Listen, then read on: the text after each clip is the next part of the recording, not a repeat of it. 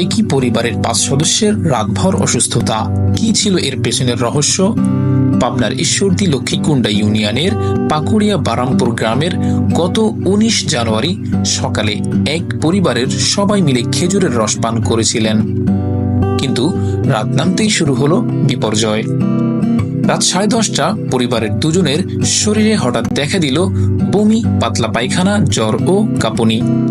রাত বাড়ার সঙ্গে সঙ্গে এই একই উপসর্গে ভুগতে থাকেন আরো ৩ জন।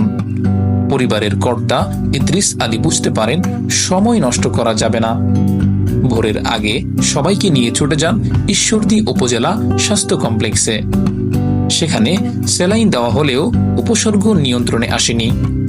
অবশেষে তাদের স্থানান্তর করা হয় রাজশাহী মেডিকেল কলেজ হাসপাতালে।